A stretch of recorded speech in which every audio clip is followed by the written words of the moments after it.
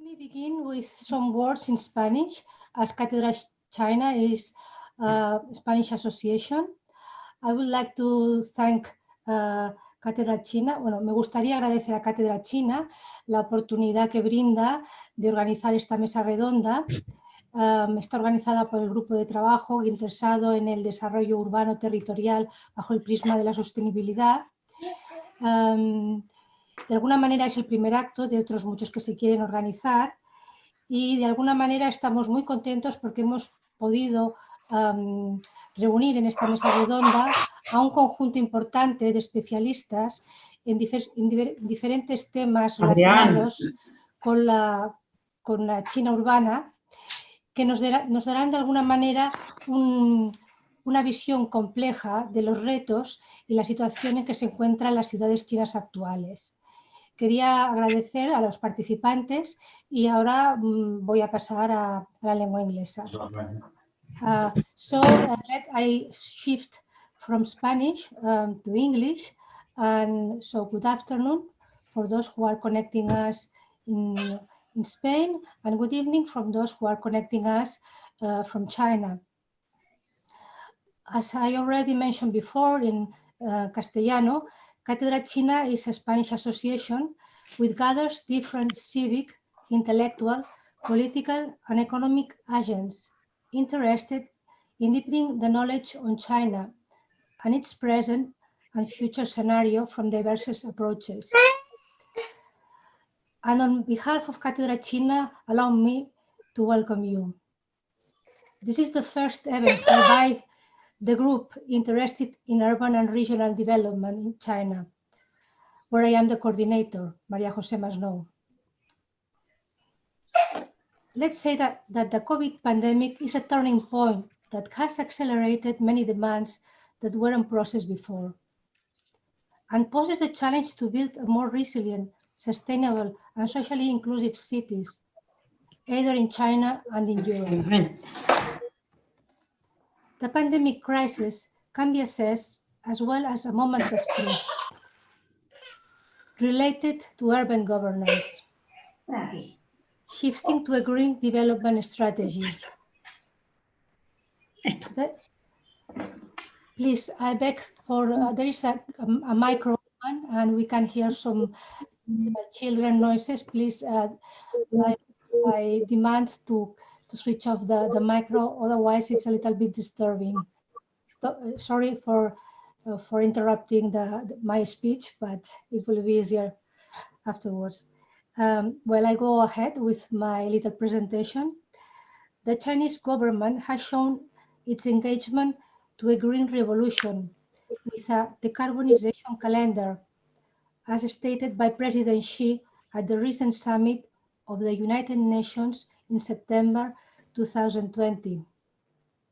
The recent communique of the fifth plenum of the Central Committee of the Communist Party stressed its interest in encouraging the green development and harmonious coexistence of man and nature, but stated as well the importance of optimizing the spatial layout of the country, promote a coordinated regional development, shift to a quality urbanization paradigm, and advance in a more socially inclusive development as well.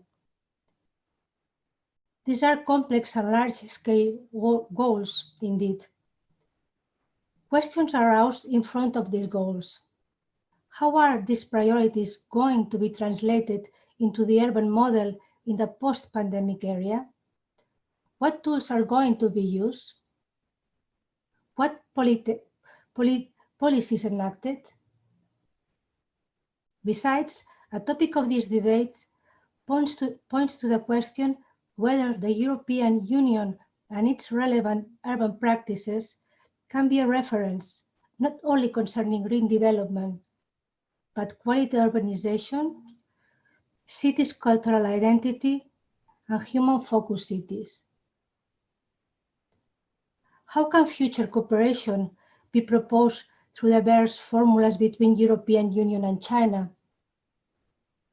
This coming area will be crucial and poses many challenges, that need long-term and bold strategies.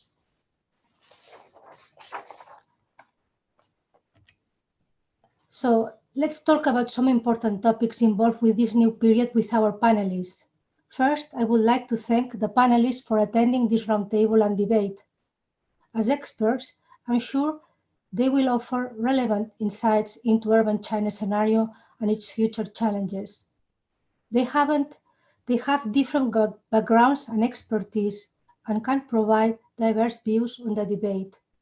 Let me introduce their profile. So, Rosa María Cervera. She's a professor at the Faculty of Architecture in Alcala de Henares University. Currently, is director of the Master Degree in Advanced Architecture and City Project, founder of Cervera Arquitectos Studio based in Madrid. She has carried out works in Spain and abroad. She has won diverse international architecture competitions, among which we highlight those related to China, as the complex of the Embassy of the People's Republic of China in Madrid, or the Fengcheng Administrative Center in Shanghai, to mention some of them.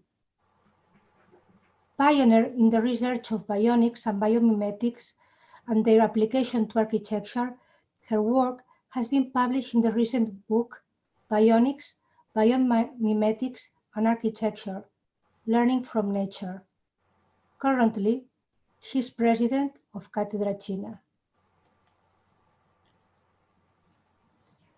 Ji Liu is director of the China program at the Lincoln Institute of Land Policy and of the Peking University Lincoln Institute Center for Urban Development and Land Policy.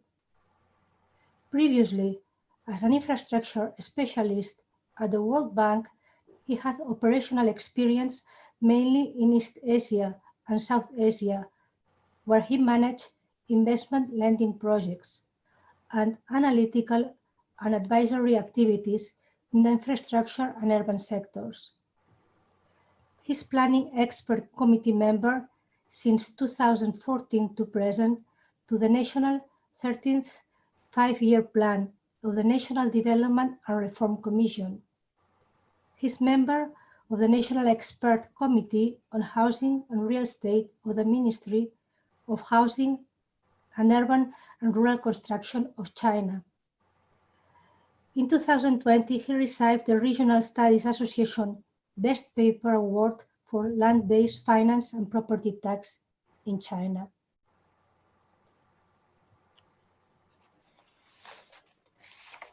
Natasha Aveline is CNRS professor in urban geography at the Géographie-Cités Research Unit, Paris 1, Panthéon-Sorbonne.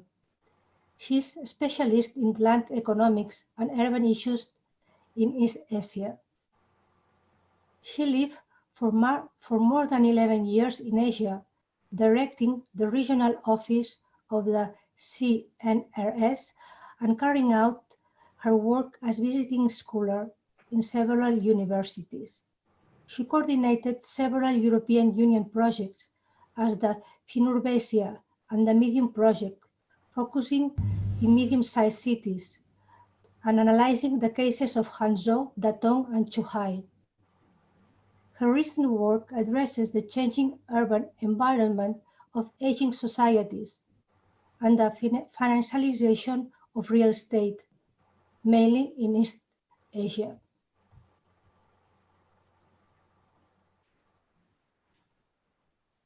Vicente Guallart. In September this year, Barcelona-based Guallart Architects Studio won the housing category of an international competition supported by President Xi Jinping to design a mixed-use community for Xiong'an New Area in Hebei province, aiming to set a new standard in the post-pandemic area with a self-sufficient ecosystem design that integrates innovative paradigm as biocircular economy, a step ahead in sustainable discourse. Previously, he had won the first prize for a new urban center in Xianmihu district in Shenzhen, along with other design teams. It's worth mentioning that from 2011 to 2015, he was chief architect of the city of Barcelona, and he's involved in academic practice and research at the Institute of Advanced Architecture of Catalonia.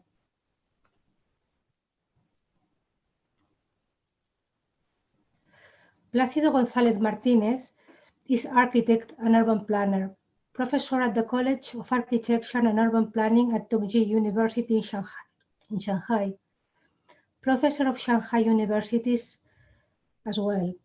He's executive editor of the journal Built Heritage, co-published by Springer Nature and Tongji University Press, and vice president of the Association of Critical Heritage Studies. His research topic focused on architectural heritage, currently in a global city like Shanghai. He analyzes the misuse of the concepts of authenticity and authentication in urban redevelopment and renovation projects in urban historical fabrics.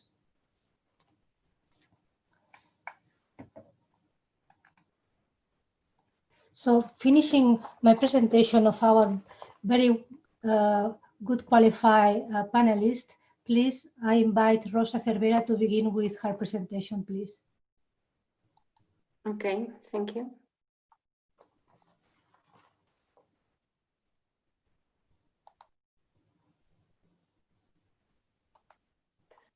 So, okay, thank you very much for your words, and thank you as president of Cátedra China to all the people that join us, especially the guest professors and participants that are taking part in this event.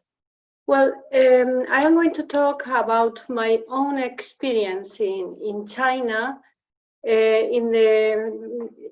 starting in the 2000, in the year 2000. And I can say that China is the most important urban lab in the world. And there are two issues that affected this phenomenon, is quantity and velocity. The country in the last 20 years, well, in the last almost 40 years, is moving people from the countryside to the city.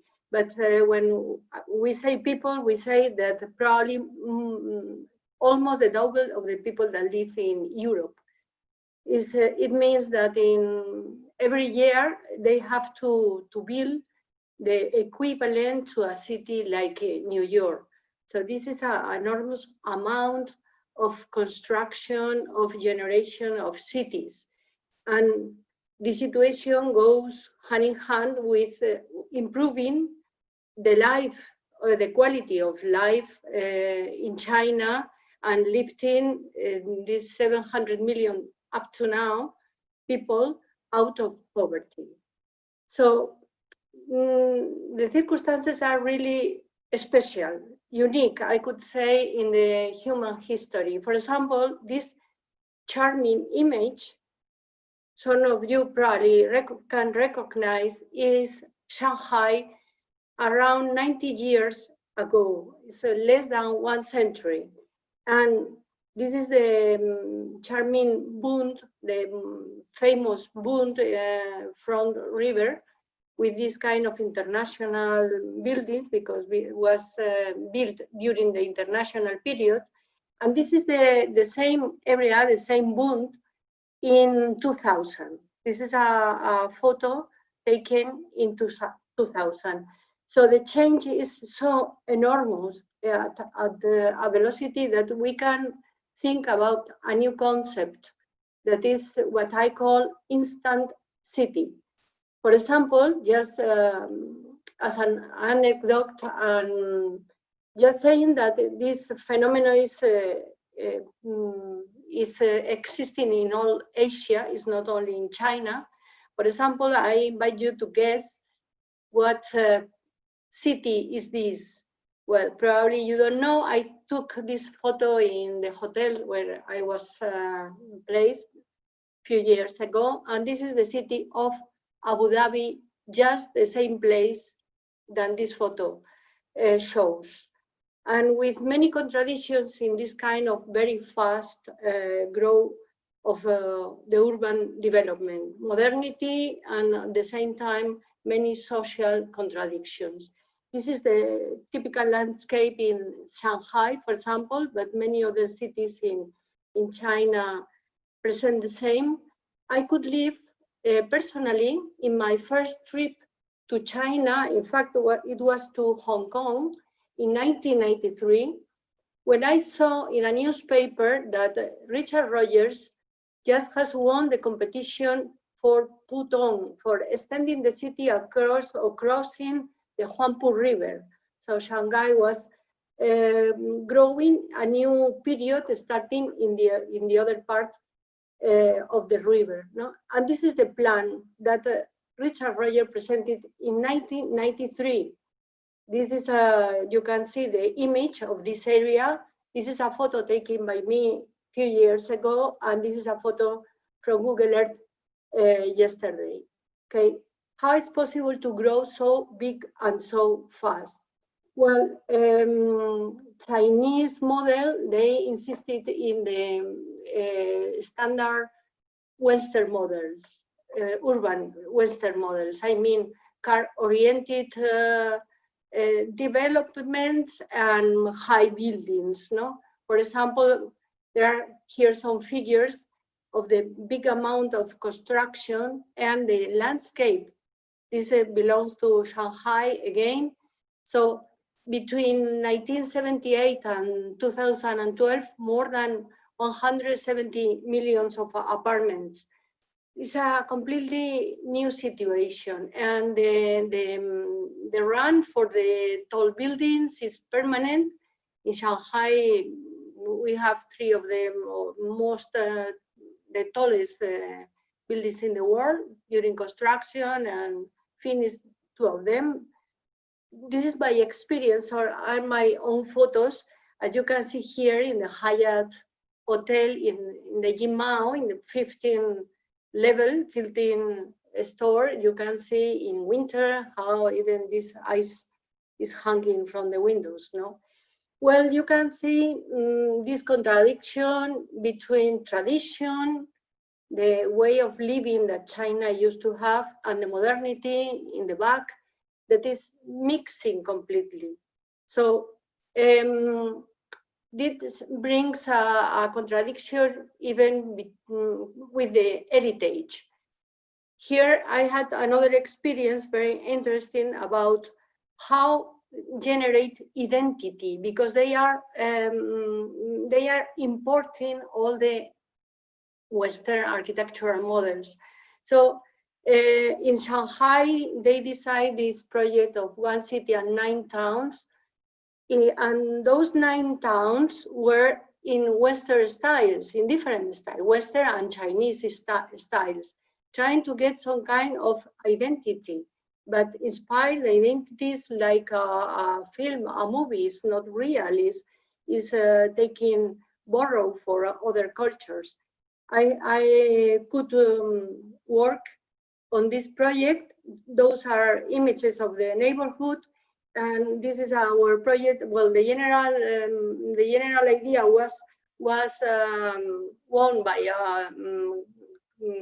architect from Barcelona. I don't remember the name now. And we won several competitions for the city center that is presented here, even with this kind of topics of, well, the name of the Gaudí Museum and so on, no? And some images of the model. We fought very much with the typical Spanish way, but we have to do something related to that. And partially has been built and partially is being built now.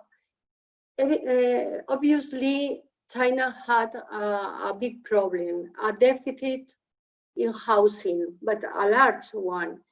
You can see the rate in the 80s, and the 70s, 80s, and 90s, that each person, the rate is about 4 square meters per person. Meanwhile, in Europe, it's around 20 something per person.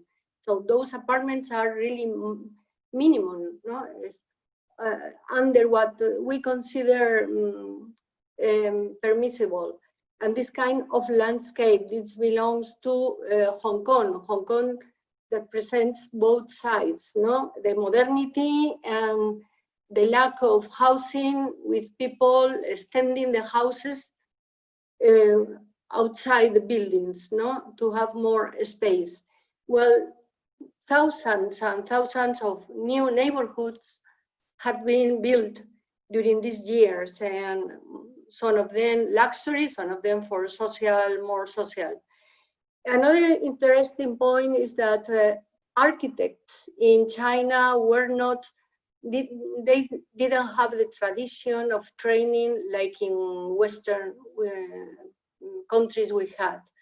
So they talk about the six generations of architects. It means that in the 20s and 30s of the 19th century, okay, no, of the 20th century, sorry, of the 20th century, the architects went to Japan or to the States, and some of them to Europe, to study. When they came back, they started training architects the way we usually do in our schools. So they started, but with some kind, going a bit back, but in few years, they moved to the maximum avant-garde and modernity, first importing architects from abroad, and later, as you know, winning the Pritzker Prize and being relevant worldwide. I have the opportunity to work during some years there. For example, this is a bridge in Tianjin, or this is a hotel in Hangzhou, or even the Embassy of China in Spain, in Madrid. Well, what problems?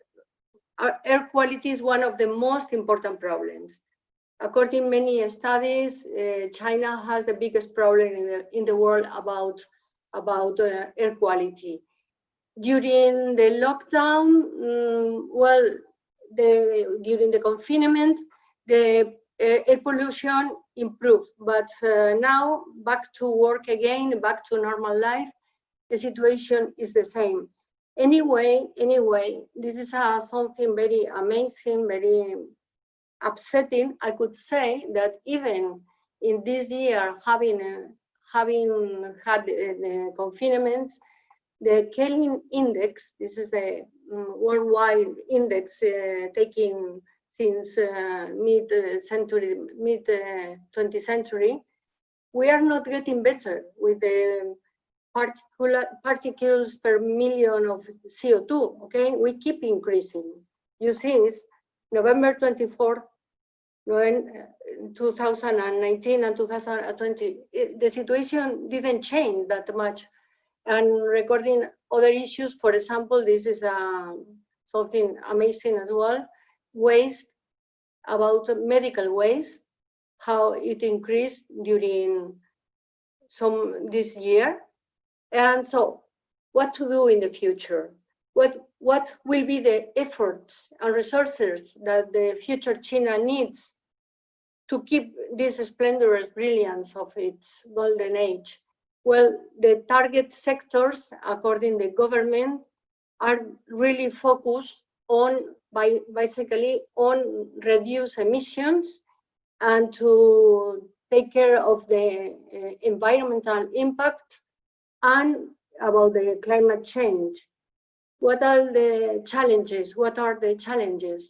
Well, for the populated cities is to implement social distance, to avoid the social inequalities, to reduce pollution, and to reduce low energy consumption, okay? And what is necessary was more inclusive urban development, taking into consideration all the stakeholders in the urban process, that it's very important for China to take care of this. and to stop replicating the Western urban model and going to the green way of producing cities. Of course, they are focusing as well in this world, digitalization, robotification, smart and data world. Okay, with this fast presentation, I want to invite you for future meetings, debates, and studies we'll do in this Grupo de Trabajo, this working group, okay, about urban and territorial sustainable development. Thank you very much.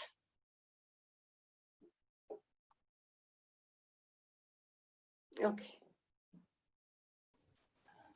So please, Jill, can you make your presentation? Yes, and let me get my PPT on the screen.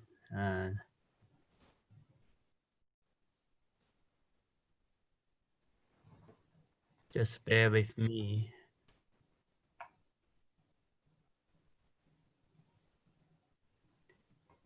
How I couldn't find my problem to see my. Let me take a look how I would handle this.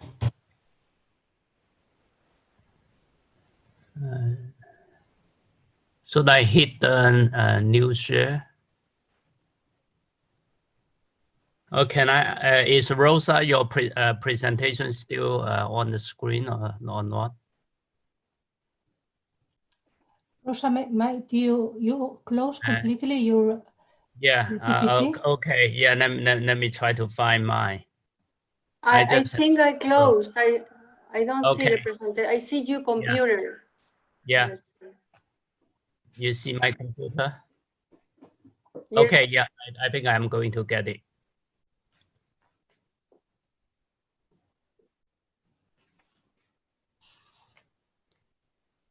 Okay.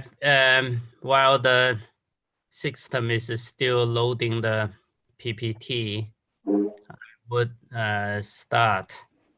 My topic is about financing.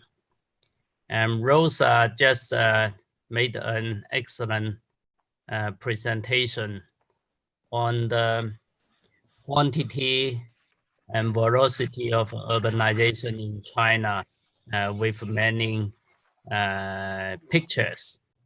And now I think many people would wonder and how China finance urbanization, urban development so rapidly over the last 20 years. So I will try to answer this question quickly within 10 to 15 minutes. And first of all, I mean, the urbanization rate in China increased from less than 20% in 1978, the year when China adopted the open door policy and economic reform, and then to 60% last year. And so the urbanization increased quite rapidly over the last 40 years. Now today, China has 660 cities with different sizes. We have 4 provincial level cities. It's centrally administered cities, Beijing, Tianjin, Shanghai, and Chongqing. Then we have 283 prefecture level cities, and then 373 county level cities. And we also have a large number of small towns. And some of the small towns can be as big as a city in Europe.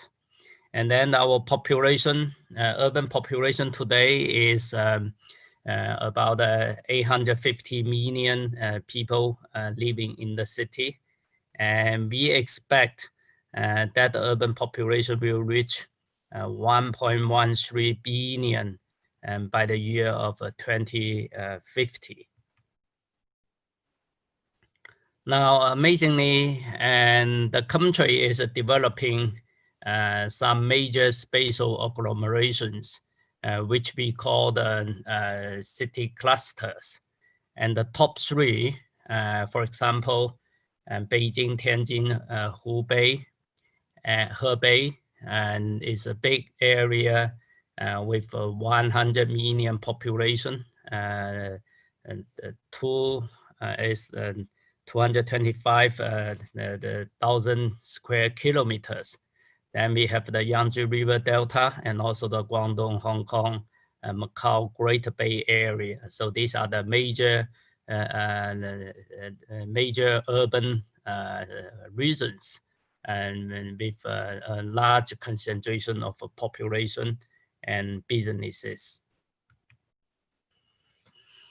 Okay, the characteristic of urbanization in China, I think it's fairly similar to the characteristics of urbanization in many countries. And urbanization goes hand in hand with industrialization. And then the population, because of the population growth in city, and urbanization also promote real estate development. So, and what you can see is that as the process of urbanization continue, we'll see a lot of investment in industries and in real estate, and that's how we see many of the high-rise buildings that go up in many cities. Okay, a bit information about the city in China. When we talk about municipalities, is actually an administrative area that include the urbanized area and also the surrounding areas. Now, the government that rule the municipality is an all-purpose government, and that take care both urban and rural public services, and also the economic development and other social affairs in the jurisdiction. I have the picture for Shanghai, and the central core area is highly urbanized, but there are also some rural areas in the outlying area. But the mayor of Shanghai is responsible both for the urban area and the rural area. So this slide shows a number of responsibilities by the municipal government, and I don't want to go into it in detail. I think that these all look familiar, except that the Chinese cities also take care of agriculture, forestry, and natural resource management within the jurisdiction of the municipalities.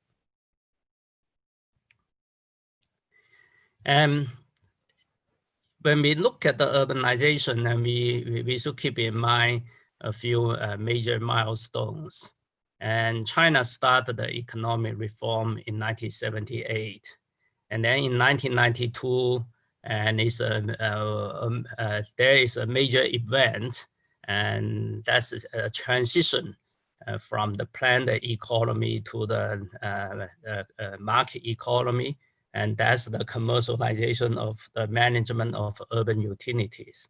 And that's in the same year, we also see a first urban development investment corporation established in Shanghai. And we also call this as a local government finance platform.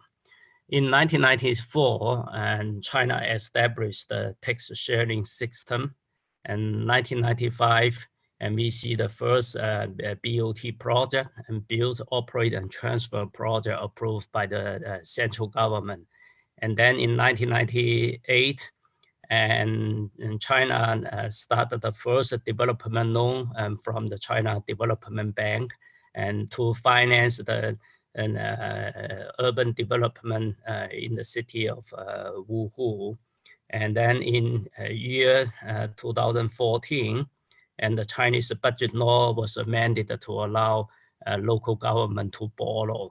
And then in last year, and the Chinese government amended the land administration law and allowed the villages to lease the rural land, rural construction land for urban use.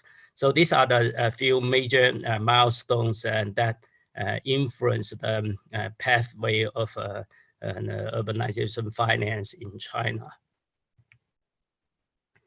Now we look into the government revenues. In fact, when we talk about public finance in China, and there are 4 separate budgets. And the first one is about the tax and non-tax revenue of the government. And the second is what we call the government managed fund, which include the land concession revenues. And then the third one is the operating revenues from state-owned capitals. This is a very tiny one, and we can actually ignore this one. And the fourth is the revenues from the mandatory social insurance fund. And all 4 budgets are separate. So sometimes when we talk about the general public budgetary revenue, and the number you see is just a part of the total revenue the government have. And then don't forget that the land concession revenue is in the second budget, which is the revenues from the government managed fund. And then the social security revenues are also separately managed. Okay, and this slide shows the expenditure side. In China, and if we look at the revenue back to the early table, and we can see that the central government actually collect about 50% of the revenue, while all local government take another 50% of the local revenue. But on the expenditure side, the central government spends only 15%, while the local government spends 85%. So the central government get more revenue and spend less. And the gap is actually the intergovernmental transfer that go back to local government to support the poor sector, the agriculture sector, and the Western provinces. So this is the broader framework of public finance facing the local government. And if you are the mayor of Shanghai, you would expect that at least half of the revenues generated from Shanghai, public revenues generated from Shanghai, would go to the central government. And Shanghai would not expect to receive intergovernmental transfer. But if you are the governor of the poor province in the West, like let's say the Guizhou province, and you would expect to receive a large amount of intergovernmental transfer because the province is poor. So that's how the system works in China. Now, if you are in the growing city, which are likely to be in the eastern part of China or the more prosperous provinces, and you have quite a difficult situation to handle the local budget. And according to our fiscal policy and local government, the municipal government do not have the tax power, and they were not allowed to borrow until year 2014. Even after 2014, the threshold for them to borrow directly remain very high. So that actually set the stage for the local government to go for the land-based finance. And land-based finance is essentially the unique feature of China's land management. And land is publicly owned, and the constitution gives the power to local government to convert the rural land into urban land. So what the local government can do is to take the rural land and provide the compensation to the farmers, and then service the rural land and auction the land use right for real estate development. Now, because of the land use change, and also with the service of infrastructure, the value become much higher. And so when the real estate developer and they bid for the land use right, and they pay the government a handsome amount, and that's what we call the land concession revenue, which is a part of our land-based finance.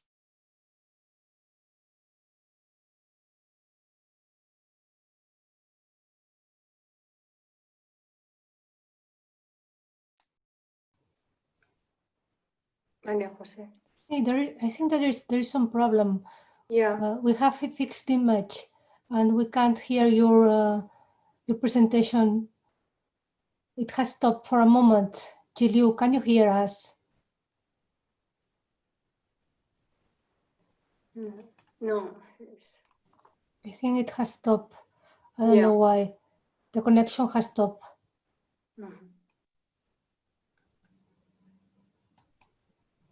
Let's wait.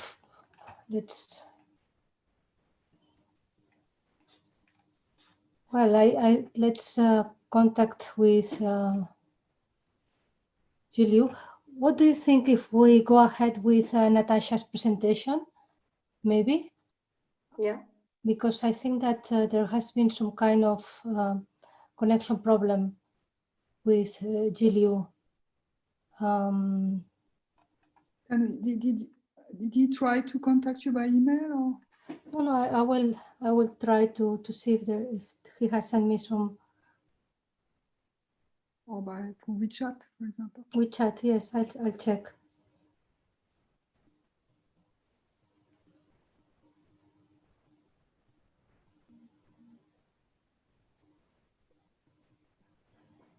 Yes, he says that his connection turns bad. Let me ask him if.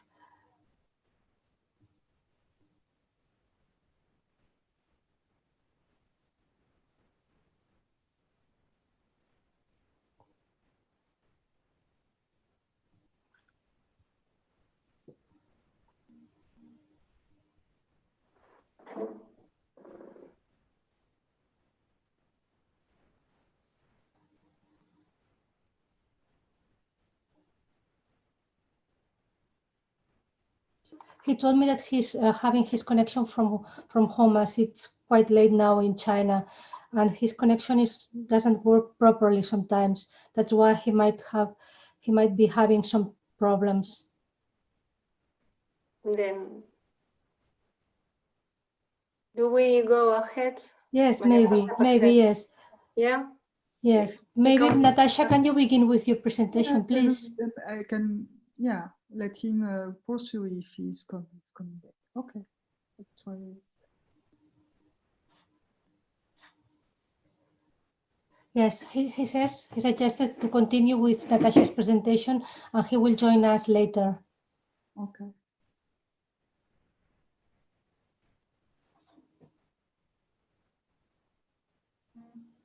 Okay, is it okay? Can you see my? Okay. So, so I will take the time.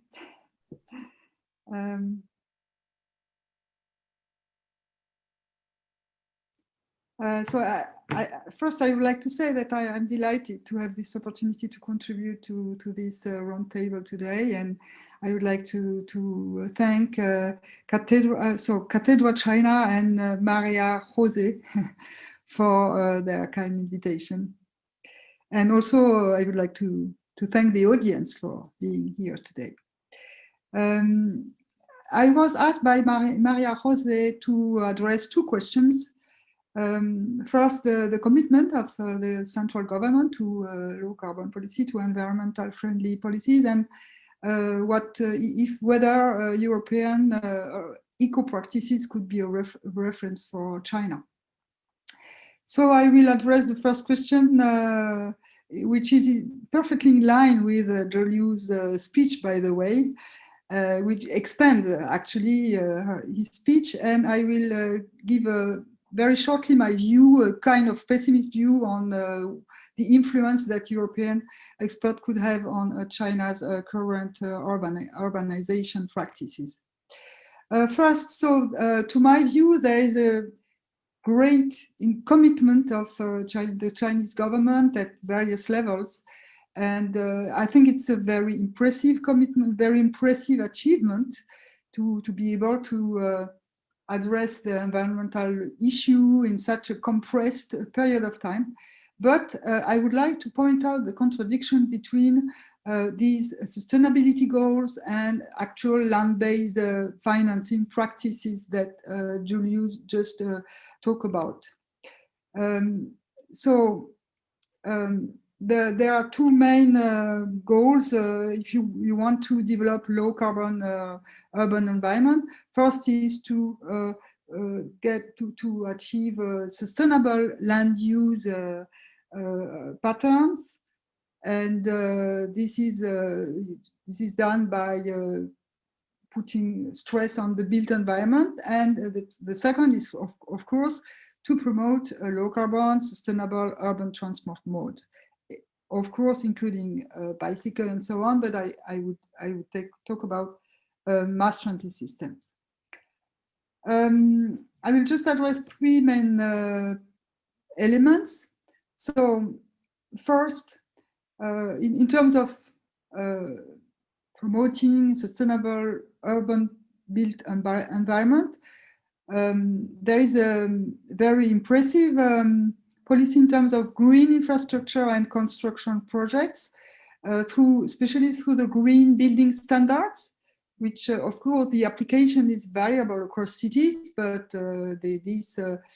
we can see achievement in that respect. The problem is that the funding mode of these green buildings and infrastructure are mainly based on land-based finance and on which means on property development. I will explain later on how it works more specifically. Another way is to promote the eco-city development that started in 2012. There are actually not really cities, but eco-parks within big cities or within smaller cities as well. So in this area, they will develop environmental tools and it's a really holistic development and very environmental friendly development. But again, this is also funded by local land-based finance in this respect with foreign investment. And third, which is related to mass transit transport networks, is also funded, but not by local government. It's the local government will give land to the metro company, and the metro company will fund its railway network, again, through land value capture and through property developments nearby or above station depots. So the three ways are mainly about land development.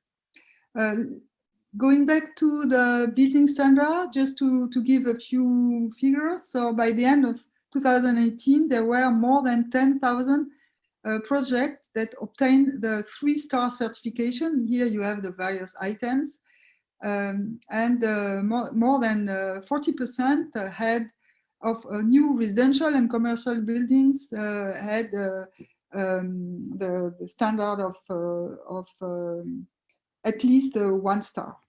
So this is quite impressive. In terms of eco-cities, the number increased from 12 to something like 300 cities a few years after. And there is a boom in infrastructure. You see here, it started in 2000 and it rose very rapidly in terms of metro networks in most cities. Problem is, how can local government fund that? If you remember Julius' speech, he told us that local government had to finance almost 55% of all the urban services and infrastructure, and they had this funding gap. Here are their revenue, here are their expenses, and here are their revenues. You see, over almost 50% is not covered by the revenue, by tax and budget, conventional revenue. So they will generate off-balance sheet revenue through land value capture. This is the land-based finance that Julius just talked about. I will explain very briefly. So first, local government will sell land use rights at very cheap price to foreign and or domestic companies that want to create jobs, usually in the peripheral areas of city. Then employment rises, population inflow. There is a population inflow, a housing demand, and this generate the possibility to capture value to local government, because they will, at the same time, they will give compensation, low compensation to farmers or occupants of inner cities, and they will sell land at the highest price to property developers. So they will capture value doing that. And property developers, of course, will sell housing units to the households that have come in this area. And at the same time, the local government will set up local government financing vehicles or platforms, which are off-budget tools that help them to finance infrastructure. So capital will be raised on the market. It's domestic market, like investment firms or for example, banks or institutional investors at large will provide capital for infrastructure, and then it will increase the quality of infrastructure and attract more and more investment for new jobs and so on. So this is the very virtuous cycle that has been generated so far. Problem is that now there are two big issues. First, because no alternative financial vehicles have been developed for households savings, they use housing units as saving vehicles, as financial assets. So they will not purchase housing units for their own occupation, but they will also purchase a lot of housing units just to save money. And many of these housing units will be kept vacant because households are not interested so much in yields. They are interested in capital gain. So they don't care about letting out the housing unit. And in here, as for the local government financing platforms, they have to repay the loan, the borrowing they make with the finance and investor, and they have a very high ratio of debt right now. For example, here you see, this is the informal debt through these local government financial platforms. And you've heard, Julius was saying that they have been allowed to borrow money from the markets, from the bond market, but you see that it's not sufficient to cover all their expenses. And so they are continuing raising capital through these informal ways. So this is quite dangerous because it's informal, it's not regulated, and it's growing over time. Problem is so that all these generate an unsustainable housing vacancy. In urban China, it is estimated that the current housing vacancy is from 50 to 60 million vacant housing units, vacant apartments mostly. And this is about 22% of the whole housing stock in urban China, which is much more than in Japan. But in Japan, housing vacancy is at the center of all policy, but not in China. It's not considered as a big issue, at least probably by the government, but not officially. Another problem is the unsustainable waste of cement resources to construct all these vacant housing units and oversized infrastructure.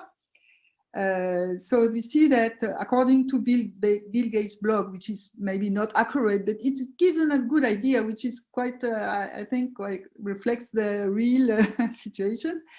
in China, within 3 years, would have been more consumed cement resources than the US within 100 years. So I'm not sure that it's right, but anyway, it gives an idea. But this is really a big issue, is the unsustainable residential values that are growing and growing, because all this land value capture phenomenon generates continuous rise of housing values, because of course the local government, they need to capture value, so they need to keep housing prices at the highest level. So now they're trying just to stabilize the prices after the COVID did not impact the housing market, not at all. So they just try to stabilize, but still sell at very high level land prices, so as to gain capital from their value capture system. So here you see the prices in euros, about 12,000 euros per square meter in the big cities now, in the center of big cities. I'd like to just to give my view on the second question, whether our eco practices are a possible reference for China. You've seen that local officials have their own agenda. In fact, they try to move up the career by increasing GDP. You know that they are promoted according to their capability of increasing the local GDP. So they will try to attract attention from their provincial hierarchy, upper hierarchy. So they have a very short time of mandate, about 4 years. So this is why it's called the urban spill machine, because within the 4 years of their mandate, they have to build something very visible in order to go on the career. So this is why they favor big urban projects and eco-cities. In that respect, eco-cities is quite a good option, because it helps to alleviate this environmental problem. It helped in the past to show off with good partnership with European or other Asian countries, and it also helps to get capital gain from land value capture, the land value capture system, land-based finance. So it was a very good option for local government. But as you see, as I said, it generates unsustainable waste of natural resources, unaffordable residential value, and it also generates a lot of financial risk from households who are also borrowing money for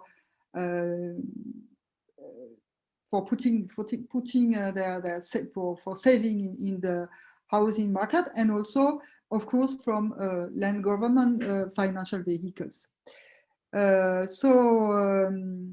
Another problem in China is the impossible consideration of stakeholders. So in that respect, I think it's not really sustainable. It's not really compatible with our views.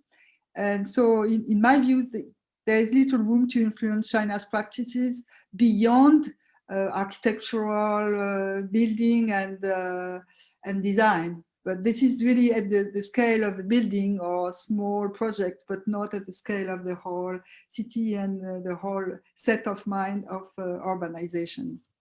Thank you for your attention. Just one thing, just as I wanted to show, I have published several papers and chapters on China's real estate market. So you are free to, they are all on free access. So you are free to download them. Thank you for your attention. Thank you very much, Natasha, for your intervention. I think that you added more facts and more details to the previous explanation given by Liu. So now I think that we have a very complete scenario of how affects urbanization financing the character and the urban pattern development of cities in China. So I think that our next panelist, Vicente Guallart, will focus more in the detail, as you mentioned before, on what specific urban design can provide as innovative or as a really alternative option in a new city as Xiongan, where he won this project of housing. So please, Vicente, go ahead with your presentation. So thank you, María José, for the introduction, and thank you to the Cátedra for the invitation. So yeah, we just won 2 months ago this competition in Xuan, and I would like to explain a bit what is this project and many ideas around this, and also connected with the pandemics. This competition was developed when we were in the lockdown here in Spain, and when China started to emerge from their first lockdown around the month of April and so on. So, well, the first thing is that I had been working in Asia for several years. I won this competition in Taiwan by 2003, and I was during 8 years working there, building this project and also a fish market. And after working in Taiwan, I also started to talk and to do things in China until I started to work with the city council. And then in my position as chief architect, also we were doing many things in China. Barcelona was the guest city for the Beijing Biennale. And also we had many relations. We were traveling and talking with companies in Shenzhen, with the government. Our mayor meet with the mayor on Beijing and so on. So when I finished my term, I also start to develop my own practice, making competitions and projects there. And then among others, I won this competition for a new district in Shanmihu near the CBD of Shenzhen with some ecological proposals. I would say that in China, they are, from my point of view, they are very advanced in the competition, and some speakers say before, today is a laboratory for the urban development. In general, there is still a big distance between the competitions and the reality, because the top leaders are saying something that is also very difficult to bring to the practice. And my experience is that in general, they are very strong and very free. I have been myself jury of several competitions, international competitions, and I see that all the competitions are transparent and are clean, and they are very open. But in the moment they need to develop and to bring things to their reality, things somehow are still a bit different. But the good things is that they have goodwill. I mean, they are interested on developing interesting projects. In fact, 3 years ago, I heard about Xuan, that is a new city, kind of satellite of Beijing to decentralize some administrative facilities, creating a triangle between Beijing, Tianjin, and Xuan.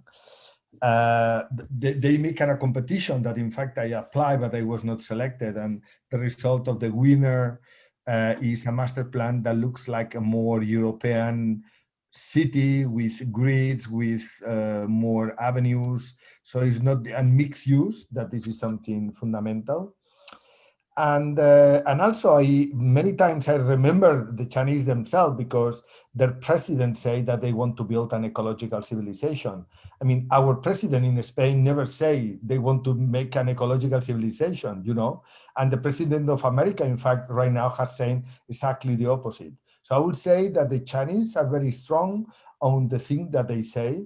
And also, in fact, the president of the European Union say Europe will be zero emission by 2050. Good news is that in their address of Chairman Xi recently, in fact, 1 month ago, he said that they want to be carbon neutral by 2060, what is a very good news. But in order to make it possible, they really need to start to change how they make things, because Natasha was talking about this idea of growing and growing and fast. But in fact, doing ecological project, you can grow and fast, but doing some other things, you know, it's not using coal, it's using solar panels, it's using ecological principles and so on. So in our case, my experience was that this is the China today. I mean, this housing problem has been solved using the Hilbert-Seymour approach of this kind of functionalist urbanism. And this is what is the representation of the industrial city that is importing goods and producing waste, emitting CO2 and so on. So I think, and we have been working in the so-called biocities in order to see how we can merge the nature with the city, how the cities will be built as a continuity of the nature. Instead to emit CO2, they can absorb CO2 as they do the forest. And then this is the kind of projects we are developing right now. Some years ago also, I made this book that in fact they translate to Chinese, The Self-Sufficient City, in the year 2014. And then in that book, I was saying that the future should be moving from centralized systems to decentralized systems of production of energy, production of food, and so on, and then making retrofitting of building and creating a metabolic layer parallel to the cities. No? Another important topic is the urban model, because still today they have a very centralized system. And then there is the centralized model. For example, Shenzhen is a very much decentralized city because it's a very modern and very new city. But our model is to make distributed cities. So in Barcelona, we have been working with the idea of the distributed cities. This is Moscow, but could be Beijing, Paris, Madrid. And then this is Barcelona with the 73 neighborhoods, and with the idea of making, these are drawings from, I would say, 8 years ago. This is what we were trying to do when we were in the city council. This is the map of the markets in Barcelona with the distributed system. And in fact, the mayor of Paris, she called this model the 15-minute city. So that means that when we had the opportunity to start this competition, obviously we have a background about projects in China and about our culture, about ecological cities, but also we had the pandemics. This is not today's pandemics, although we have some pictures similar. This is the Spanish flu pandemics 100 years ago. And one of the important things of 100 years ago, beyond the pandemics and the end of the First World War, is the creation of the Bauhaus. So the idea that when there is a strong crisis, this is a great moment to accelerate innovation. And some of the most creative moments of the 20th century were in the 20s with the Bauhaus and with many projects that were developed from the art, from the culture, from the technology, and so on. In our case, the competition, in fact, was a competition to define models for the building. So it was not, they proposed a specific program and they proposed one specific site, but the truth is that was they asked 6 competitions at the same time because they wanted to debate and to think about the future of this city. And then we were the winners of the housing. It was a 2-round competition. And the second one, we were competing with 9 Chinese teams, and in fact was all Chinese. So I think that we were, I mean, it was a very also transparent competition. In our competition, what is what building block neighborhood? Sorry? Hello? Yeah, someone say something. Okay, so yeah, they call this is not a block, this is not a neighborhood, this is more the scale of what they call a community that is several blocks that have some kind of unity.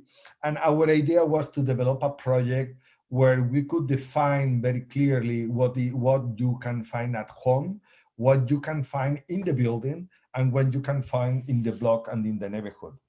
In fact, you know that the lockdown in China was start 1 month at least before what happened in Spain. And I was following because I should go to China and I canceled my trips. And my friends explained me how hard it was the first days It was during the new Chinese year. And also they told me how they were developing applications and talking about the confinement and then to be able to know how many people were contaminated in specific communities. So they have an organization about strong lockdowns, but also about some community control of the mobility and so on.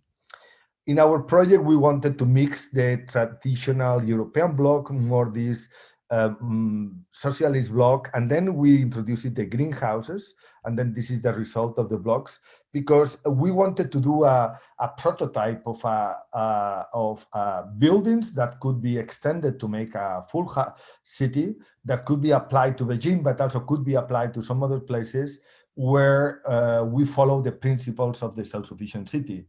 So that means that we want to produce locally while we are connected globally.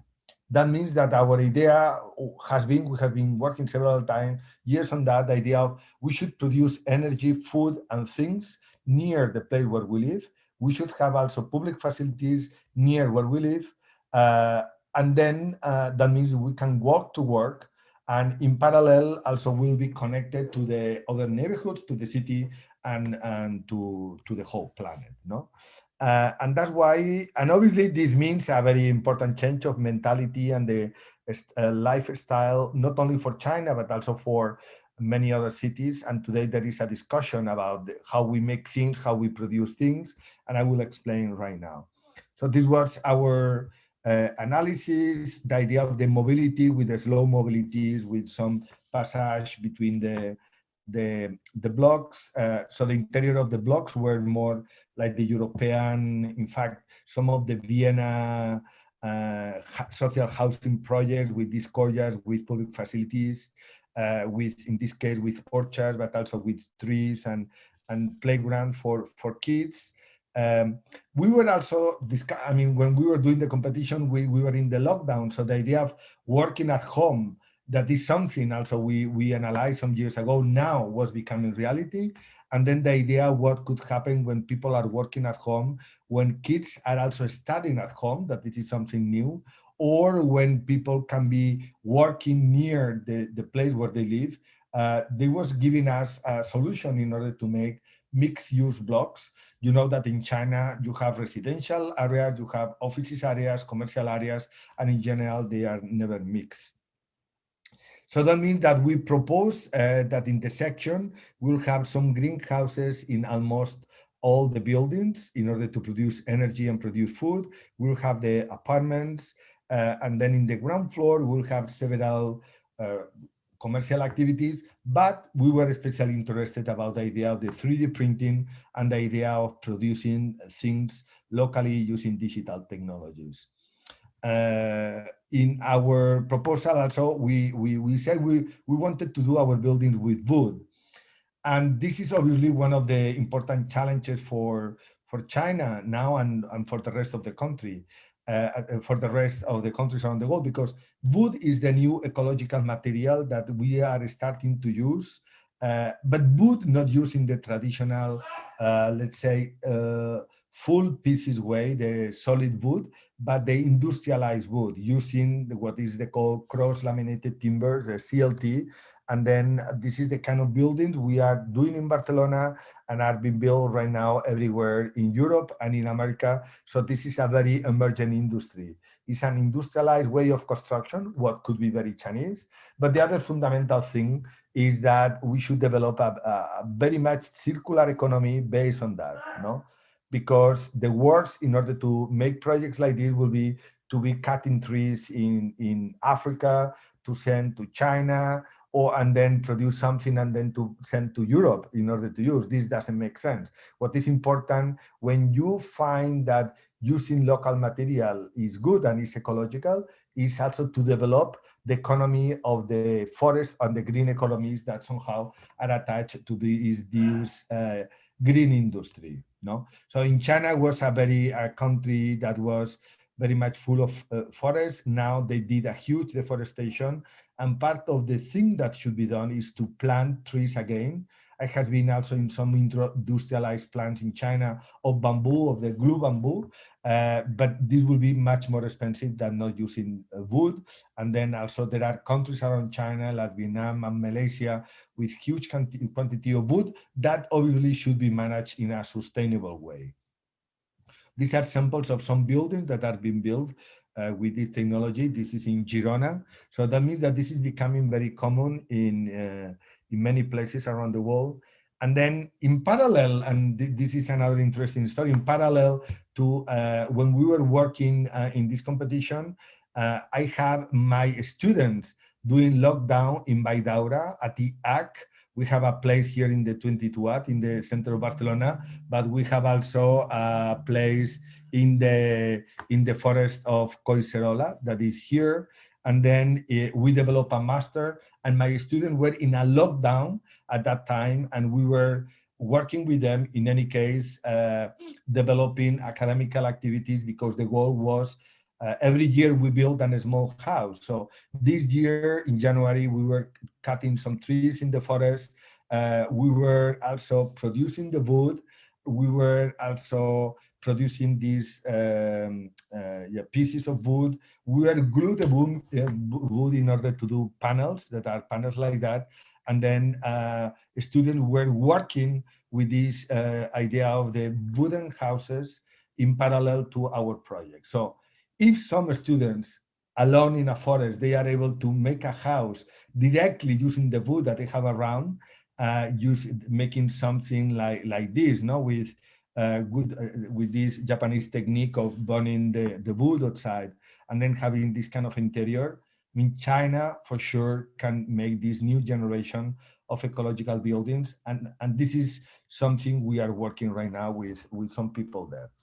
So this is the project we were developing with a facade and a very simple housing. You know that in China they have only apartments looking to south, north-south, and then east-west should be more temporary housing or offices or some other kind of activities. We had a swimming pool in one of the courtyards, and then this is the patio with big terraces. You see all apartments have terraces. That in fact is something in China they don't have in a regular basis, but everyone was asking for terraces during the lockdown because it's to have something with the idea of self-sufficiency is how we produce, for example, food. And that's why these are samples. This is Iceland, you know, with a very even harder climate than Beijing, where they produce tomatoes in Iceland. And that's why this is the rooftop in New York. These are other techniques. This is called LAD farming, that is urban farming. And that's why we propose that we should have in the roof, we should have also greenhouses in order that the buildings, people could grow their food, or some other farmers could grow the food as a kind of cooperative system. But the important thing is that we had a crisis with a virus, but we could have other crises like the food crisis or even energetical crisis. And if our buildings are able to produce things, we'll have a more secure life and will be at the same time more ecological because we see what we are producing. So we had also a market and a restaurant in the ground floor. Energy, obviously in the cities, we produce energy in different ways. In general, they are hidden and they are a bit ugly. These ones are beautiful and but they are still kind of isolated from the houses, from the buildings. We wanted to integrate completely the sun production in our rooftop, including the office towers and also the greenhouses apartments. And the third thing is to be able to produce things. We have been working at the IAAC, making things with our robots and so on, but also using 3D printers. You know, you can print a table, a chair, or whatever you want. And then the incredible thing is that during the lockdown, this picture is in February, because my friends in China, they were asking me to send some masks because they didn't have enough masks. We were able to buy masks here in Spain and we sent to them. But in March, our government was not able to provide masks to in Spain, and in fact they were not saying anything about to be protected. And in fact, you see here in the news that say that they tried to buy masks, they sent some wrong mask, and then it was a kind of misunderstanding about the mask. The incredible thing is that the makers start to produce things using 3D printers. And then in Spain, with the collaboration of people, they were produced more than 800,000 masks with plastic that was paid directly by the people.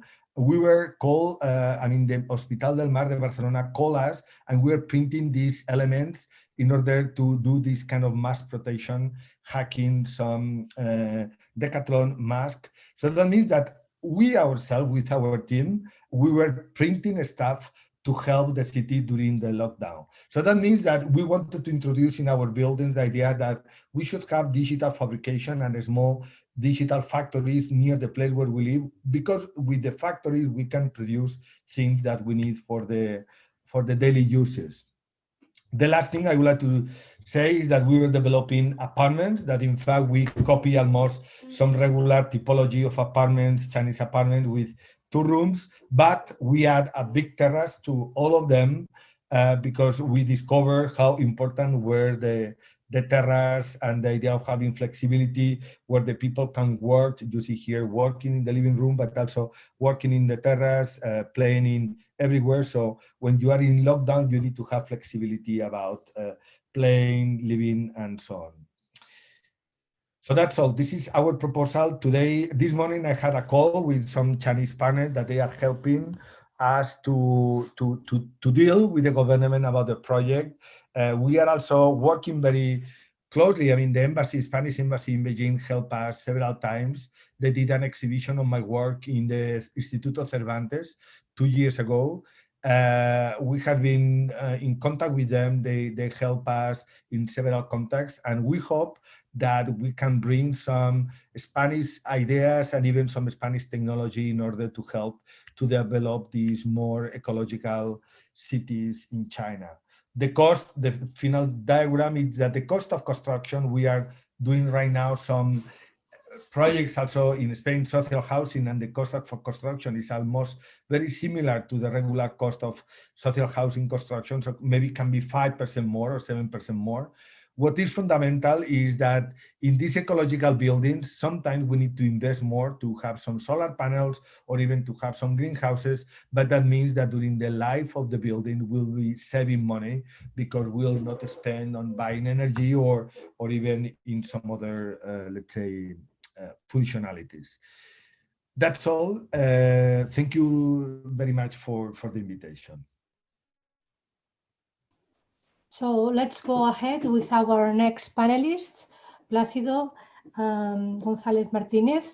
I think that we are going to jump towards a completely new topic, which is the concept of architectural heritage, and it's important in Chinese cities, and how this idea of recovering it or not recovering it, it's being tackled at present.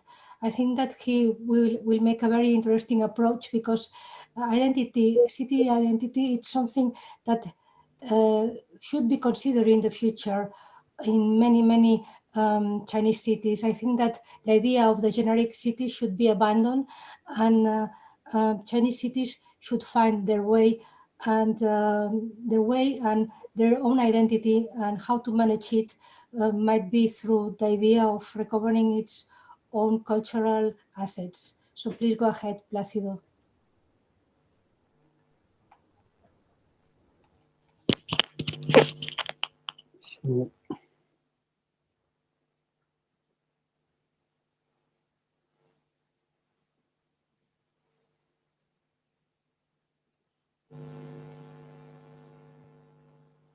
So, good afternoon. Can you hear me,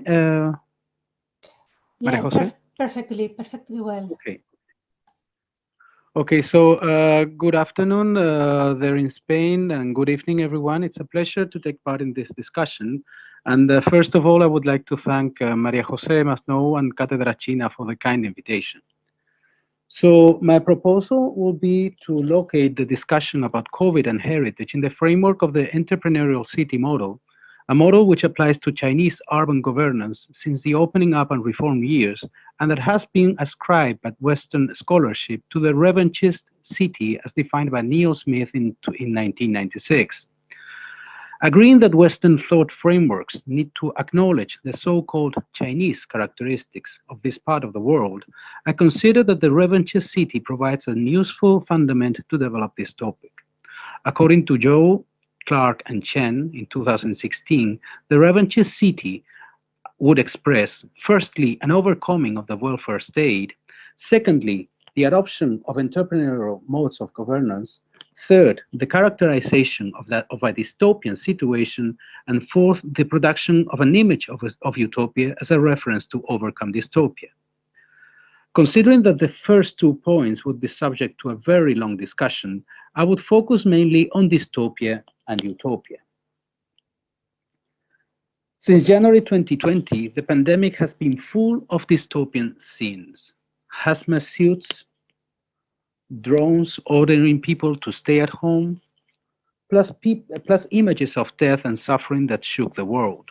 Maybe they were so hard to believe that they finally took Western societies completely unprepared.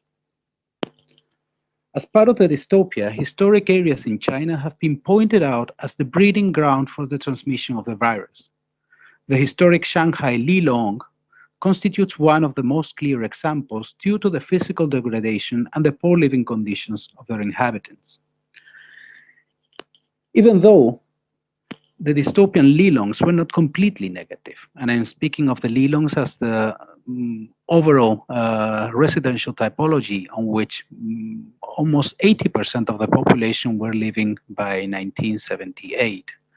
So as part of the dystopia, these Lilongs were not completely negative.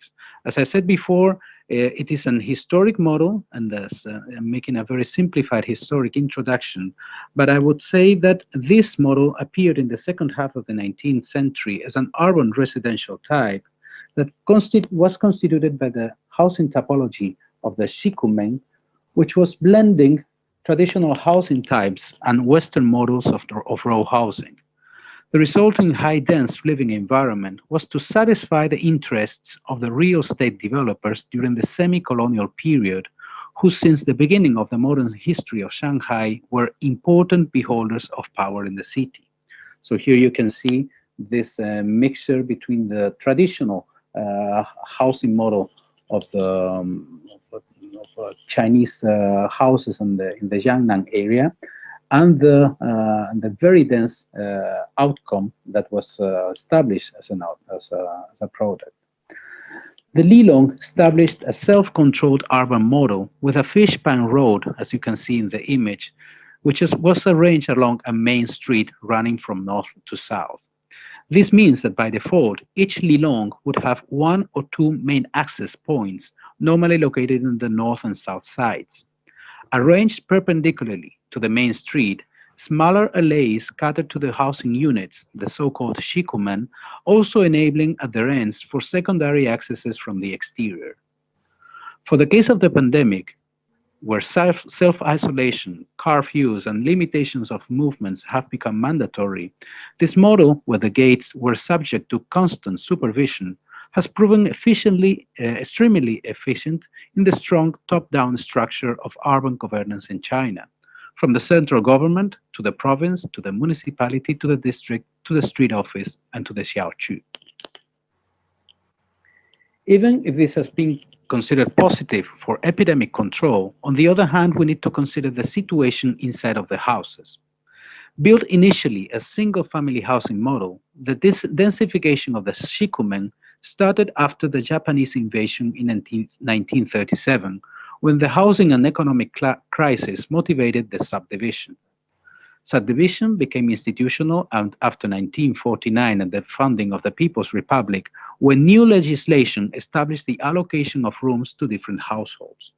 So in this situation, what you can see is an image of a scheme of a shikumen before 1937, and especially before the founding of the People's Republic, and the situation after that, when houses originally occupied by one family started being shared by 6, 10, up to 15 families who used the basic under-dimensioned facilities. The process of degradation was made worse during the years. Subject to poor maintenance and overcrowded, the shikumen physically deteriorated in situations that continue today, where people, many of them migrants, still collect the night soil due to the lack of sanitation and live in minimal spaces in order to maximize the saving of money. So here you can see how, for example, people are living in a room which could be less than 1 meter high.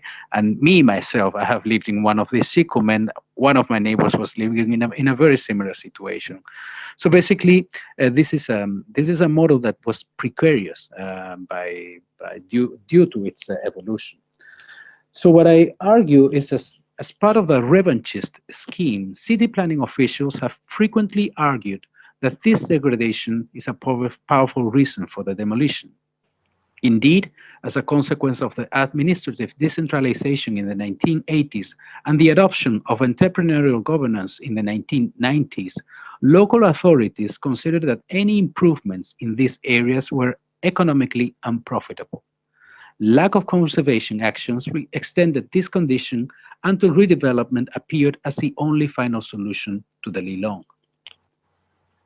It is no doubt that the epidemic crisis has given additional reasons to terminate this situation. A shadow of suspicion and risk has stigmatized even more these areas, particularly in ancient neighborhoods like Laoshenxiang in Shanghai, that you can see in the image, which corresponds to the founding site of the city.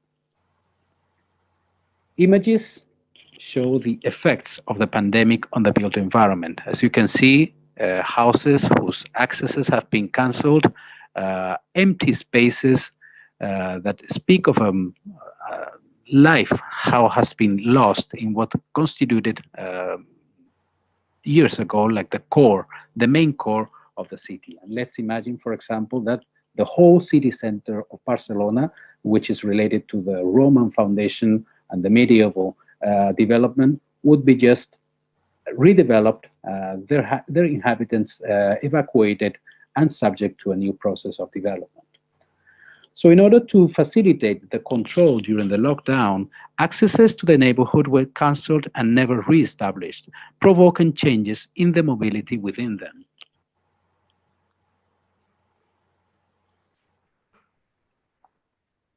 Many of the migrants who live in these areas could not return to Shanghai because of the lockdown, losing their jobs in many cases. Frequently lacking a valid hukou or local resident permit, stricter movement control made them stay in the places of origin. More dramatically, and taking advantage of the absence of migrants, eviction orders seem to have intensified, leaving true scenes of a ghost town. And in this sense, I also argue how the pandemic has accelerated the loss of memory and the transition towards the following scenario, which is the production of utopia. And here you can see how this production of the new city becomes part of the economic cycle that has been described before by some of our colleagues in the presentations. So referring to utopia, I would highlight how purposes of urban beautification based on the revitalization of historic architecture have been present in official policies in China since the turn of the century. The motto of the Shanghai 2010 World Expo, "Better City, Better Life," became a national reference slogan. Beautification policies conceptually rest on spatial determinism, understanding this better city as a means to lead to a harmonious society with a shared notion of identity. The fight against COVID has accelerated ongoing processes of sanitization and regularization, which have become especially intense since 2016, and which relate to official purposes of raising the so-called 素质, or quality of the population.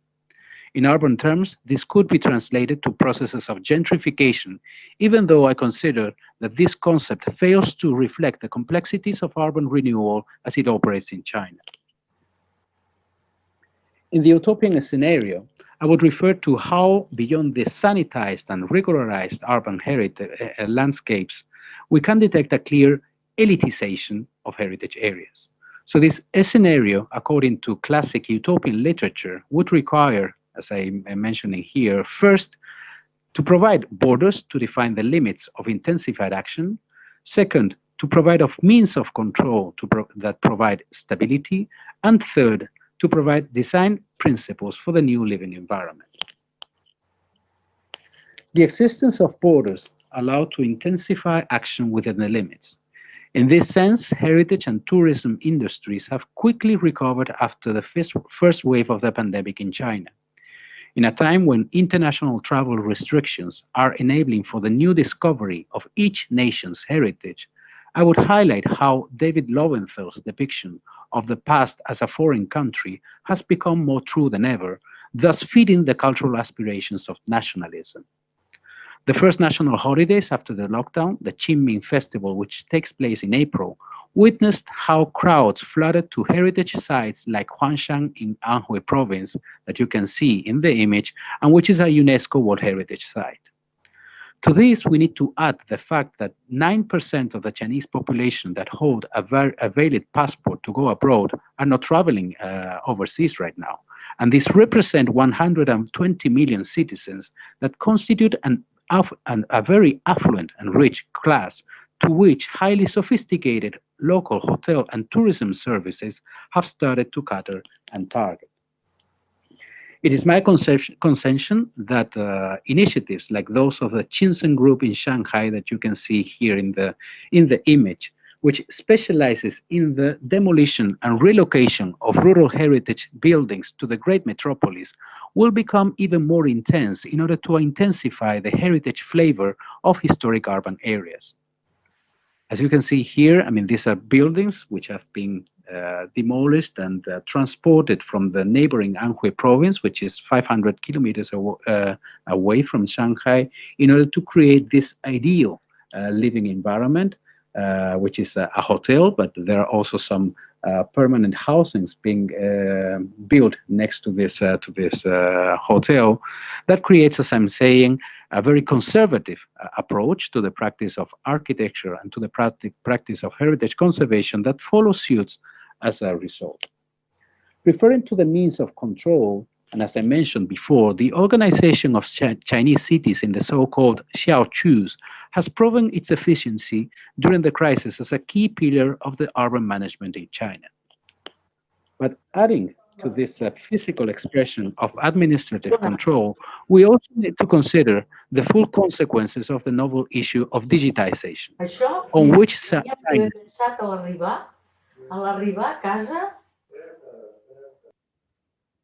Hello? I will follow. So we need to consider also the full consequences of the novel issue of digitization, on which China has taken a global lead. The shift to a digital society has speeded up during the pandemic, offering new tools to a frontline contention to the epidemic in the shape of domestic supply thanks to e-commerce. But these changes are here to stay, and they are deeply affecting the historic urban landscape of Chinese cities due to the emergence of new building types like the so-called ghost kitchens, ghost supermarkets, ghost shops that eliminate the physical manifestations of trade in the streets, and where production goes directly to the door of the customer. This conversion of China into a digital society has also important effects on the understanding of heritage.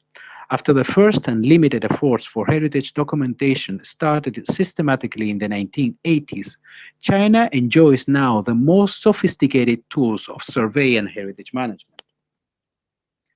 One of its most important outcomes is the dissemination of heritage, which has grown exponentially in the last 5 years.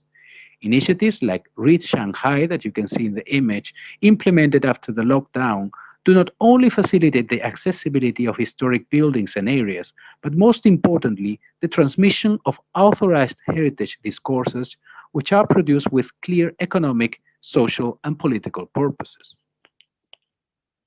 The improvements in the built environment are meant to fit the image of a balanced society, in harmony either with the environment and with the past.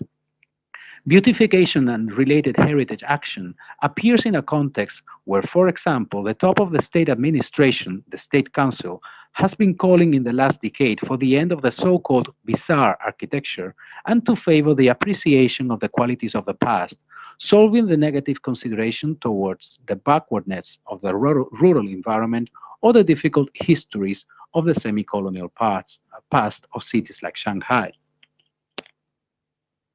The heritage consequence has been that of a rise of the importance of recreations that you can see here, for example, in the case of Shanghai, where notions like authenticity become negotiable in order to cater mainly to touristic purposes.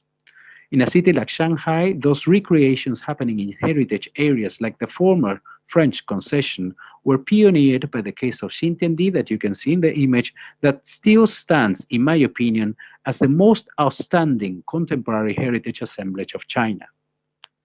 Recreation initiatives that came after it, like the Tsang Quarter, the Kerry Center, or the ongoing redevelopment of Dongjiadu that you can see in the image, where the historic neighborhood around this first cathedral of the city of Shanghai, built at the mid-19th century, was completely demolished 5 years ago and redeveloped in, as you can see in this image, which was taken only a couple months ago. So we can see how the resulting image will be that of a city without contradictions, where affluence is seen as an individual goal and a motivator for social improvement. Wrapping up, in this presentation, I have aimed to point at ongoing tendencies, some of them in progress since more than 20 years ago, and other more recent ones that have gained momentum due to the pandemic situation. Such tendencies draw a completely different scenario that by no means is seen as a rupture. More to the contrary, they constitute a step forward in a predetermined path that leads to the fulfillment of the so-called China dream. So I would just thank you very much again for the attention. Also invite you to visit the website of the journal that we publish in Tongji University, where many of these reflections are being reflected, and that constitutes a very important source if you want to get more information about the state of the art in the heritage conservation in China. And for any other questions that may go beyond the debate that we expect to have in the coming minutes, I would be available always for you in the following email address. So thank you very much for your attention. Thank you very much, Placido. Indeed, you have given us a really complete view of what are the changes and trends concerning architectural heritage and what is being done in Shanghai precisely. I think that all our panelists have offered us a really diverse and complete view of different trends and challenges that Chinese cities are suffering at present. But it has been really interesting because we have shifted from, let's say, a structural framework talking about urbanization financing, which is a kind of motor driving core problem to understand what are the next future challenges for cities at grand scale.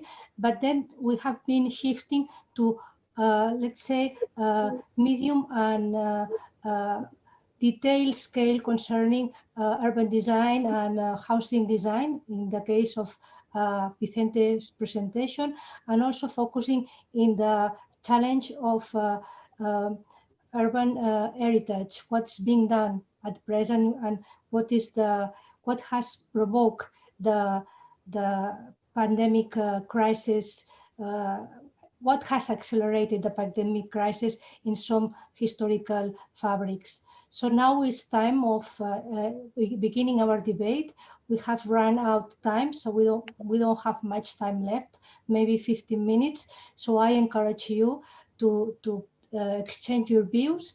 And if our attendants want to pose any question, please write your sentence on the chat and say to whom you want to direct your questions. Let's begin. Let's say a brief debate, but I think that it might be also interesting. So please go ahead. Well, personally, I have a question to Jill, just to begin. My question would be that if diversity of financing revenue sources in municipalities, as the forthcoming tax on property ownership, can provide more independence concerning funding that can affect positively to urbanization patterns and city model. I mean, less land consumption and maybe as a consequence, less housing speculative process. This is the same, Natasha can also help us answering this question. I don't know, maybe it's a very naive question, but I was wondering if something can be done concerning this financing problem. If I may say, this is a major question and very big question, and I'm sure that Jolie has something to say about it. He's better positioned than me to reply to that. We can hear you. Yeah, I think I'm mute now. Yeah, let me just respond quickly your question about the property tax. Well, today China is trying to introduce property tax, but our assessment is that even though property tax it can be introduced, but it will not contribute much to the revenue base of municipalities, because today 90% of the urban residents own a house already. So it's very, very difficult for people to accept the new tax. And so the strategy that we may need to go is to have a very low property tax rate. And that would not help generate much revenue to the city. But we consider property tax as a very important instrument for the rational performance of the housing market. And we also aim to the future.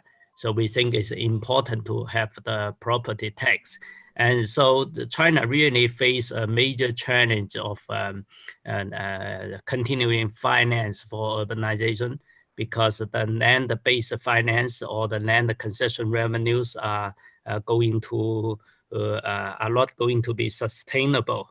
But the good news is that China has already, I think China is going to be over the peak of physical infrastructure investment. So there may be a shift of an investment focus from the physical investment, which is very expensive, and to the social infrastructure, and which means affordable housing and some other public services, amenities, eco-cities or so, which are less expensive than the physical infrastructure. This may help, but anyway, in any case, I think that the economic growth is still the key for municipalities to have sufficient finance for continuing urbanization. I will stop here. Thanks.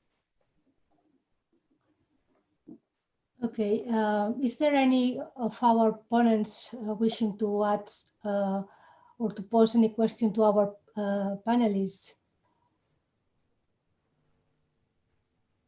Well, I will follow with another question for you, Natasha, concerning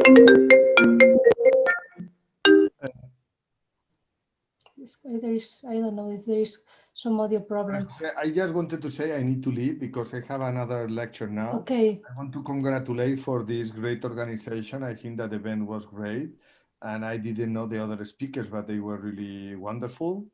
China is a very exciting place, and I'm sure we can develop many cooperations and to learn from each other. Thank you for everyone. Okay. Thank you for your presentation, Vicente. Thank you. Bye. Okay, so there is another question for Natasha, considering that you have been the scientific director of some European programs.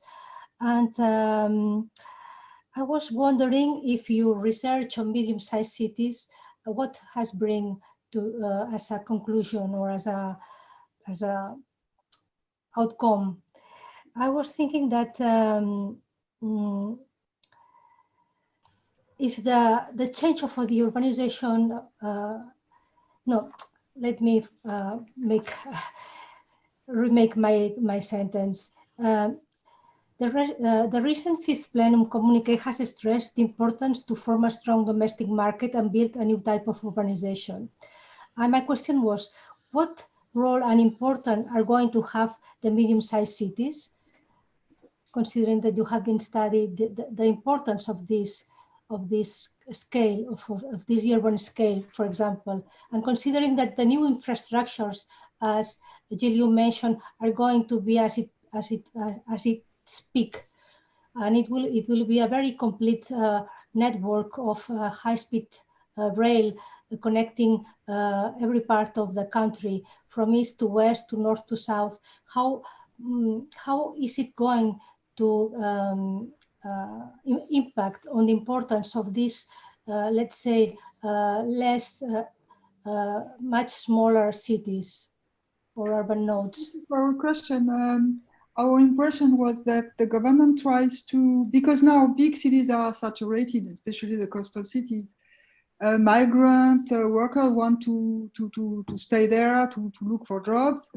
And the government tried to channel them towards smaller cities, like medium-sized cities. But it's quite difficult because the labor market is not that diversified. And actually, I talked about the housing vacancy. Actually, most of the housing vacancy lies in those medium-sized cities. So this is also why the government wants migrant workers to migrate there, so that they could purchase housing, so part of this housing, or rent part of this vacant housing. But it is not easy, because migrants persist to migrate towards big cities. So the government would like to replicate the success story of the big cities in medium-sized cities, but it's not so easy. The economy of those cities is not as diversified and attractive as that of coastal big cities. And there is another reason, is that there is a high diversity of these medium-sized cities. If you take, for example, we work with two medium-sized cities, Zhuhai, which is nearby in the south part of China, nearby Hong Kong and Shenzhen, and in the Guangdong province, and Datong, which is in the northern part of China, near Beijing. So there was a big difference between those two cities, because one was in a very good network with the new bridge connecting to Hong Kong, and very promising, very buoyant and dynamic economy. While Datong was a resource-based city about coal, so with coal. So they had to design a post-industrial policy, and what they did is they just decided to redesign the city in a fake old city, like, because they had beautiful walls. So in the past, it was a beautiful city. It used to be an imperial city, I think. I'm not sure, but anyway, this city had good, very nice historical heritage. So they wanted to use this to transform the image of the city from a coal-based city into a touristic city. And there is also a high-speed train that's going to link this city by 2 hours instead of currently 6 hours. So the idea was to attract Beijing capital financial investors. 太哇，我不用行秋了吧？ So the land market rose very rapidly. And when we visited the local government, it was the first time they received foreign experts. We try to be, not like the foreign expert who comes with a share. We try just to share, not to be the expert. Just to share the experience of our countries in Italy, in France, where when you have a high-speed train, the land market becomes very, very active, and it's quite dangerous. You have to be careful with the rise of prices. And the prices were 1/10 the prices in Beijing, 1/10 in the beginning. Then it rose very rapidly. And we told them maybe you could filter investment, like limit speculative investment and so on. And they said, no, we are very proud that Beijing people are interested in our city. So it was totally the contrary from our mindset, in Europe. So it was very surprising, but I understand. It's understandable. But we really discovered that the culture and the way of thinking things is totally different. And now I don't know how the prices are, but they are probably quite expensive now compared to what they were. So, it's, I think this city might encounter some success, but there are so many medium-sized cities that are reconstructing the center in an old-fashioned way. So much competition between them. So I'm not sure that Datong will succeed with this kind of project. Rosa, Plácido, do you want to add something to the presentations or the information we have been? Perhaps Plácido, and I finish closing if you. Yes, okay? Please, Plácido. You want to say something? Yeah, thank you. I think that the presentations have reflected on a very important variety of issues, and I completely agree that the economic issue is a key to understand many of the ongoing processes, and particularly when they refer to the situation of heritage and how heritage is being so aggressively intervened and changed according to our European standards, which are normally more conservative. It is important to consider how this issue has become an engine for development. And in this sense, it is maybe a different approach to what we would find in European cities, where there is a long tradition of conservation as a resistance to change. And even if in the last years there has been very important attempts to change this perspective also at a global level, especially by UNESCO since 2011. But I think China, and I mean Asian cities, and China in particular, has shown the way for these new tendencies. I really welcome that Natasha talked about the case of Datong. And there is this very amazing movie, which is called The Chinese Major, that I guess many of you have watched, and that many of you know, which tells about the story and how the idea of recreation that I was talking before is expressed in this case in its purest essence, and how the reconstruction of the city walls, which disappeared as a result of the development of the city, I think it was in the 1950s, were completely recovered and became the main engine for the economic attraction and the economic appeal of the city.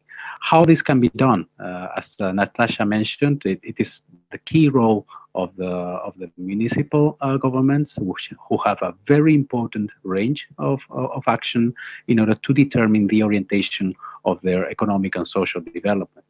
So that will be basically my comment, and to highlight this main difference that relate to my field. Well, just 2 words about tradition as well and heritage, just 2 words. But I think that in the Chinese civilization, probably the heritage is more related to, for example, writings, literature, poetry. I mean, this kind of painting, kind of non-material heritage. They preserve even more than us, or they learn more than us. And probably bricks, I mean, buildings and so on is a completely different concept.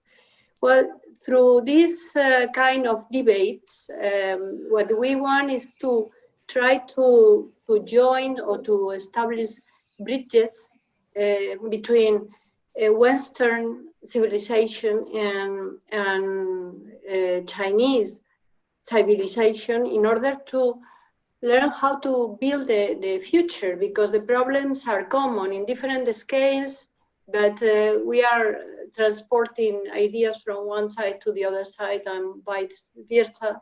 So we thank very much from our association, Cátedra China, very much the excellent presentations.